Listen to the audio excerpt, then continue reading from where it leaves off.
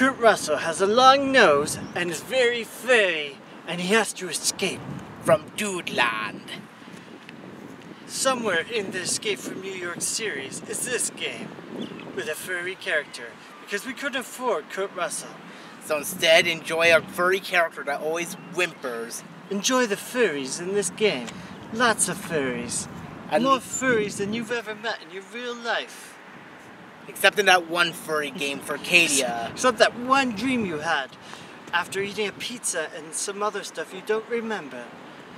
Yeah. You must escape from Doodland using the time crystals in the time field. It puts you in a different time field. Yeah, time fields. You'll never get over the time fields, and you have to step on the rocks. So anyways, this is Escape from Doodland, or pretty much it's Nidhogg with furry McDonald's characters from the 80s. I wouldn't really call it Nidhogg, because Nidhogg was a competitive game. It's more like aesthetically wise, you can see like the monster trying to eat you is kind of like a Nidhogg. Yeah. It's interesting. It's a runner, 2D runner, and starts off incredibly easy, and then just you have to time slowly and steadily gets harder. Yeah, like you can fart forwards, you can fart backwards and stun the monster that's chasing you. You can fart upwards to extra strong jump. You can climb up any sort of surface obstacle, that's in your way. I think that's it. There aren't any other moves, right? Yeah. You can double jump too. I mean, but it's basically a run-of-the-mill runner game, except you can fart in people's faces. Yeah, I mean, it's a runner game, but what I personally thought was the most interesting thing was the just the art design. Like, each level feels very unique. Like, you start off in like a basic paper, like everything looks like you were hand drawn but not painted in that much. And then the next stage is sort of like a dense jungle garden. And then after that, we sort of found like a glowing orangey grove. Yeah. And each level has its own different sort of how the world works, basically. Yeah, exactly. So in one level, you basically have to maneuver around falling wood and all that, and another you bounce off little balls. You have to maneuver around like small little furries, evil furries like you. They're like evil Muppets with sharp white teeth. And they do like this little cute crunching sound. So every time you kind of mess up, either you're falling in a hole and you're dead, or the enemies usually knock you back, and you don't want to get knocked back too much, because then the monster will catch up. Yeah, the monster will catch up to you, or you'll fall almost in the monster's mouth, and the monster can actually chomp on you and eat you. Yes. In one bite. This game is very trial and error. Careful.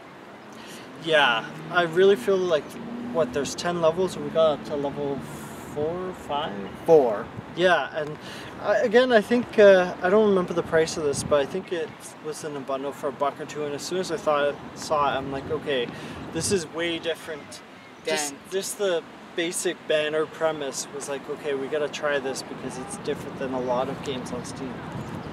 But I didn't know it was a runner or anything, but I thought it was like a point and click or something. Or even like, it could be whatever, but like... Yeah. Honestly, like, I feel like it feels like this was originally like it was made in Unity, but it feels like it was a mobile game and then ported to PC almost.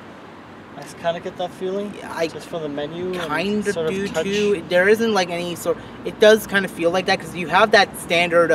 Like, it's this weird thing that they do in every game where it's like you have those free bars with like the free points in front of them. Yeah. Yeah, it's I'd say definitely for $2. I don't remember the price point, like 5 or 10 for sure. I think anything higher than 10 is too much. Even though I did enjoy, like, all the squeaks and squeals, I thought were, cutesy ones, pretty entertaining, and it's somewhat memorable, I would say. At least it's better than I should have picked a flying alien. Yeah, that's when you have no inspiration of what you're writing, but. Yeah, I just feel like it's cool, but I wouldn't say it's like amazing. Like, I thought it was interesting, but I wasn't like totally blown away. I'd probably give it like a solid 7, 7.5, but I'm not sure if I would give it higher. Like, I'm sitting on 7 as well. yeah, like I wouldn't say it's horrible, but it's not gonna blow you away. Like once, it's kind of addictive at the same time, but yeah, definitely. It's alright. I wouldn't pay it. I just found it more interesting. I just, like, it kind of reminded me of Bit Runner a bit with the jumping mechanics and how it gradually gets harder. So, yeah.